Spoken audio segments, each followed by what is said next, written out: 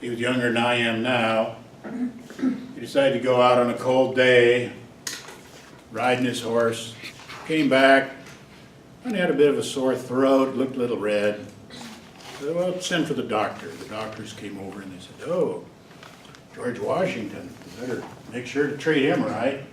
Looks kind of red. Maybe he's got too much blood. Let's let some blood out. Let some blood out. They used to think disease was caused by an imbalance of humors, and blood was one of the humors, and he had a kind of red throat, he looked kind of red, so too much blood. Let some blood out. Let some blood out. How do you feel? Better? Unlike Brownie differentiation, which would have been a lot better in this case, he said no. He said, let more blood out. Got another vein, let some more blood out. How's he looking now? Well, he's still got a sore throat. Let's let some more blood out. Let some more blood out, till he finally said, pray, gentlemen, take no more bother about me, but let me die in peace. And so they did, and he did. So that's the death of George Washington. Think he would have been better off if they'd just let him alone? Probably, yeah. I mean, he was an old guy, almost as old as I am, a couple years younger than I am now. He had bad teeth though, so maybe that was part of his problem. They'll let the blood out. So people make claims that treatments are effective, and then other people go on giving those treatments. We don't want to not treat the president, the former president, the father of his country, the general of the Revolutionary War, the first president, the guy who decided after 2 terms not to run, the guy that decided not to become the military dictator of this new country, that he was the head of an army, decided just to retire from the army and say, I'd like to go back and retire. I don't want to be the leader of this place. They had to ask him to be president. You wouldn't want to not treat that guy. You want to give him the best treatment available. What is it? Well, we learned in the books, letting blood out was a good idea. They've been doing it for hundreds, 1,000 years. Sometimes you're better off with spontaneous remission. All right, so that's the null hypothesis, and there are costs with coming to wrong conclusions. That's why you don't want to have doctors reassigning patients from one group to another. Because if they end up concluding that, let's say the doctor decides surgery is better than chemo, and chemo is really better than surgery, but you come to the wrong conclusion, then all these people are going to get surgery who could have been saved. It's like giving a whole lot of people letting their blood out for thousands of years based on a study that came to the wrong conclusion because some doctor moved the 90-year-old into one group, moved the 19-year-old into another. So they're committing a terrible ethical failure. But they think they're doing it for the benefit of their 90-year-old patient. We don't want to do surgery on the 90-year-old, so we're going to end up creating the wrong conclusion from a study that'll injure people for 1,000 years. All right, what's a double-blind study? Well, this study that I described here was double-blind. What are the 2 levels of blindness in the study? First, the subjects, the clients, the patients, the participants, the people who were in the study didn't know whether they were getting penicillin or placebo. And the second one was the doctors. Those are the people that manipulate the independent variable that were in charge of whether the person gets penicillin or placebo. They didn't know whether the people were getting one or the other, so they couldn't overrule the random assignment to conditions. And so they wouldn't give away the placebo effect by saying, oh, you're just, oh, well, you go ahead and take these pills anyway. They probably won't hurt, probably just a sugar pill you got. Oh, excuse me, I didn't mean to give that away. Just by body language or other things, they might interfere with the placebo effect by the fact that they know what you're getting. Now there's a third level of blindness. And Callett, in some of his editions, doesn't know, and I wrote to him and he said he made a revision. He did make a couple revisions. He didn't quite get it right though. I haven't seen his latest edition. I don't know. I have to go look at it and see if he improved this. The third level of blindness is the judge of the dependent variable. And this was being alluded to last time in class by this student here in the second row. The judge of the dependent variable. What's the dependent variable in our case over here? This was our independent variable. The dependent variable was alive or dead. That's pretty objective, right? Like in Star Trek, the doctor goes over You know, the person that's collapsed over there, he's dead, Jim, right? Uses a tricorder. You guys don't know what Star Trek is. They don't show it anymore on the independent channels. For a while, on channels 5 and 13 at midnight, they would show the old episodes of Star Trek. And they made a series of movies based on Star Trek. The dependent variable is fairly objective, alive or dead, you know, it's fairly objective judgment to make. But there are some dependent variables where the variable is a bit subjective. For example, how mentally deranged is this person? How disturbed is this person? How dangerous is this person? Right? How mentally unbalanced is this person? Sort of subjective, right? If you had a skin cream that was supposed to make the skin lustrous, somebody has to judge. How does it look? So there's certain diseases that aren't deadly. Herpes is one of them. Right? There's a disease, a person might have a rash there. How bad is the rash? Maybe the cream is supposed to help. The cream that's supposed to get rid of wrinkles. How wrinkly is this face? Is this cream doing anything, or is it just we're just selling cream, trying to convince people that the cream is beneficial? So some judge has to judge it. And if the judge knows, oh, well, they got the special treatment, they might be influenced and say, oh, well, I think this face is less wrinkly. You know, now that they're getting the special Pearl Drops skin cream, I would say that face looks a little better than this face was in the control group. Oh, well, it looks pretty wrinkly there, that face. So a judgment, if the dependent variable is subjective, you want the judge of the dependent variable also to not know what condition they're in, so that they won't be biased. Now, sometimes the doctor is also the judge of the dependent variable. Sometimes the subject is the judge. A pain study. So they might give you a pill and then ask you, you know, when you get a headache, take this pill. And here's another pill, pill B. When you get a headache, take pill B. Which headache was worse? The headache where you took pill A or pill B? So the judge could be the subject, how much pain I was in after I took this drug. So drug pain studies where a person is rating their own happiness after psychotherapy, or rating something about themselves, how satisfied are they with work. These are subjective judgments. Might be better if the judge is not aware of which condition they're in, because they may try to help out. What can we conclude from the hospital survey, right? Well, let's see, that's a double-blind study. So here's the levels of blindness, and there's a triple-blind study. So this is called triple. And it's double if it's just these two. That's called a double-blind study. Just for a reference here, how many got a double-blind study? Okay, not enough hands, although looks like a lot. Not very high, though. These are the little hands. Raise your hand more than that. Any questions about part 1 here so far?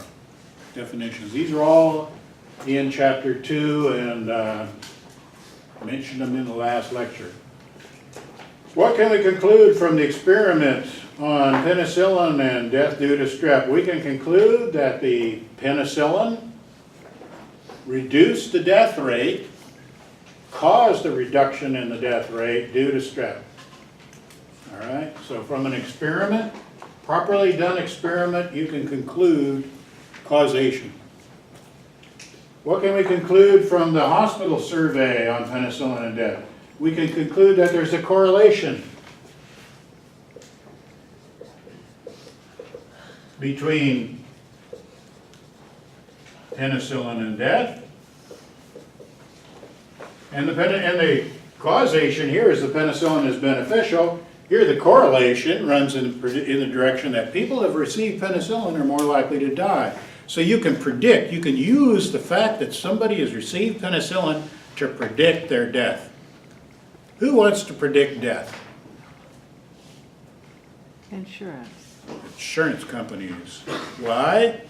Do they want to? Let me remind you about the insurance business. Can I erase part 1 here? Let's just like going once, going twice for this. Any more questions about these? Okay. Gone. Okay, what is insurance business about? Well, insurance company, begins with the guy who says, oh, I think I'm gonna die. The insurance company says, no, you're not gonna die. You're gonna live. The person says, no, I think I'm gonna die. The person says, well, we'll bet on it. The insurance company says, I bet you're gonna live.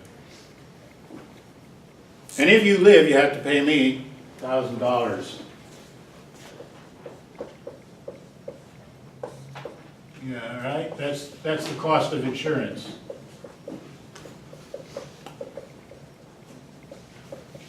But if you die, if you win by dying, so if you live, you pay. But if you die, you get $100,000. Well, that goes to your heirs, see? They try to make you feel good about it. Just, you don't want to die and leave your family destitute. So the insurance company, believe it or not, doesn't want you to die when they insure you. Why? Because they have to pay $100,000. Costs them money. And do insurance companies like to lose money? No. They consider money like one of the most important things in the world. They want to make money. How do they make money? Is if you live. So do they want to insure somebody that's about to die? No, you don't sell insurance to people that are about to die. You sell insurance to people that are going to live and not die. So they care about predicting insurance. I mean, the insurance companies care about whether you're going to predicting whether you're going to die or not. Now, if you're in the insurance business and you sold insurance to Joe, and Joe gets a strep throat, what do you tell him to do? Take penicillin. You tell them to take penicillin because we know that penicillin causes people to be more likely to live, and you want him to live, right?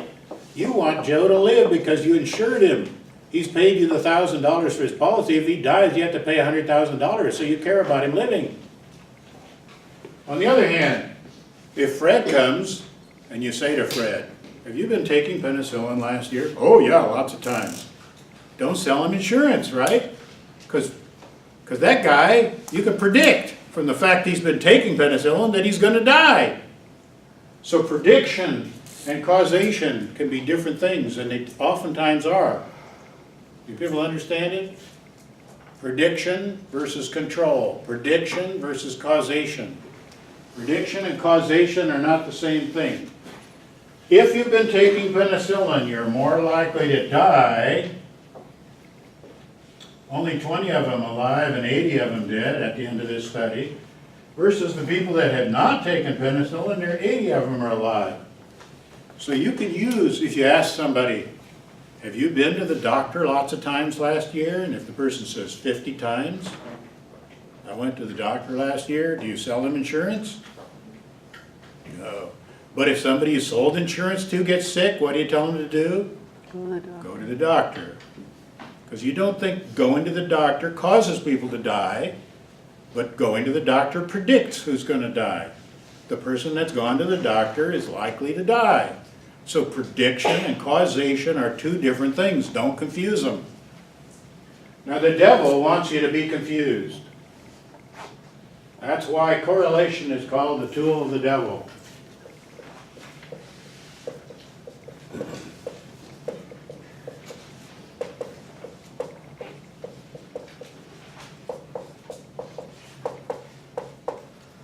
You can hang this on your wall and save it,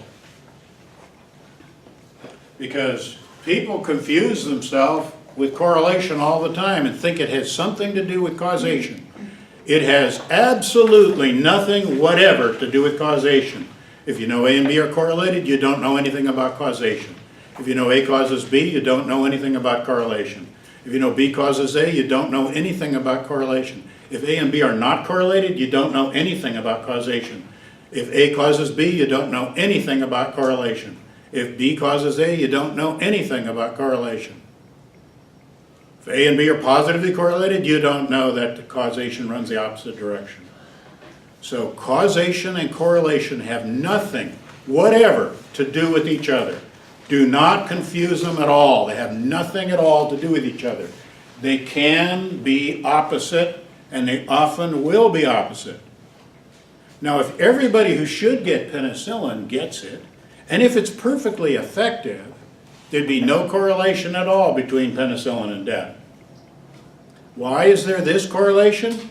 Because some people get penicillin who are going to die anyway. People who get really sick are given penicillin. People that get MRSA in the hospital, the penicillin doesn't help. They die of MRSA because penicillin doesn't work against MRSA anymore. Vancomycin might work a bit against it, but penicillin doesn't work against MRSA. But a person who starts running an infection, they don't know what it is. It's called a fever of unknown origin in the hospital. In the newspapers, it's reported as complications of something else. You go into the hospital with something else, a knee problem, a hernia problem. You go in for some other reason and you pick up an infection with MRSA, die from MRSA. Last thing they do is they give you antibiotics and you die anyway.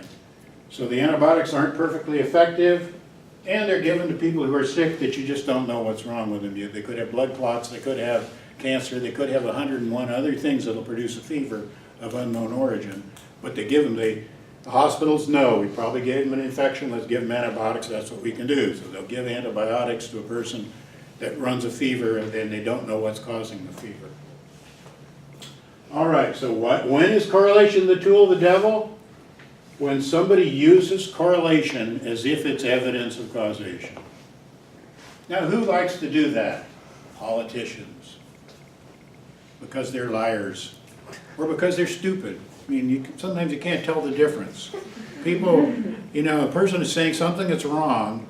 Do they believe it or not believe it? Are they just saying this to get elected? Are they saying this to pander to people that they know are stupid but who like the thing they're saying? So some politicians, but politicians will say things. So we heard in the last presidential election an argument about class size. Now let me ask you folks, if you did an experiment, or just ask you this, do you think small classes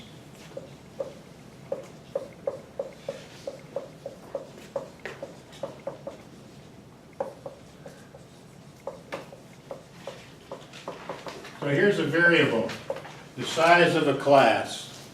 And what do I mean by size? A variable, remember, varies. So I mean small classes versus large classes. Small classes, you can give an operational definition, 12 or 10 students or less. Large classes, 40 students. Do you think small classes get better scholastic performance? So we're asking about class size. How does it affect scholastic performance?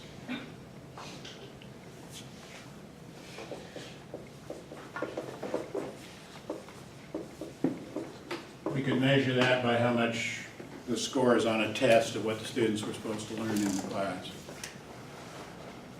Do you think big classes are better or smaller classes are better? What do you think? How many vote that you think small classes are better? And how many think big class would be better? Not too many people, right? Why is a small class better? Because the instructor can tailor the material to how the students are doing and can respond to that. Big class, you got some students it's too slow, some students it's too fast. You have to go for some kind of average of how fast to present the material, how much material to present. But with a smaller class, you figure out what is it that they're mostly confused about. You can try to fix that. The students get more opportunity to speak and respond. The instructor has more time to grade papers and actually give more detailed feedback, right? So smaller classes, we think, are better. And indeed, if you do an experiment, that's what you find out. But what's the correlation between class size and scholastic performance? How do you do a correlation? You go out and you look at big classes and small classes. And I want you to think about your high school. What was the smallest class at your high school? And what was the biggest class at your high school? The biggest class is sophomore advanced English. right? And all the parents are trying to squeeze more kids in there, saying, my kid should get into the AP English class, and they're adding more chairs, and there's 45 students in a class. It should be 30. And what's the smallest class at your high school? The kids with problems. They don't use the word retarded anymore. That's become a bad word. It used to be they'd call them idiots, you know, morons. But people say, we don't like those words. Those are idiots, morons, stupid. We don't want words like that. We'll use mentally retarded, which means slowed down. Now the word retarded has become, pretty soon the word special is going to be a bad word. You don't want your child to be called special, because right now it's special education. That's a better word. That's the currently acceptable word. All right? But eventually, don't call me special. Somebody will be saying, we don't want to be called special anymore. I predict it. You'll see in about 10, 15 years. Boy, special. You're special. Oh, God, don't call me special. But right now, it's okay. All right, that's the currently acceptable word. What's the smallest class? The worst kids. So presidential candidates come out and say, we could save money. Education is wasting a lot of money by having, you know, small classes. We should pack in more kids. Because look at that honors class. That gets the best performance is in the class where the parents are trying to push more and more kids into the class. Those are the best students. And it's because of the big class. Is it because of the big class? No. The teacher can't handle a class with 40 problem students. They're, you know, running off, going different things, and the behavior problem people. They've got to be in small classes. The ones that are, you know, fighting with each other, cutting each other up and everything. You can't have a class of 40 of them at once. So causation and correlation can run opposite directions. And you will find arguments based on correlation being given all the time. All right. So what can you conclude from this survey? You can conclude there's a correlation. What can you conclude from the experiment? You can conclude causation. All right.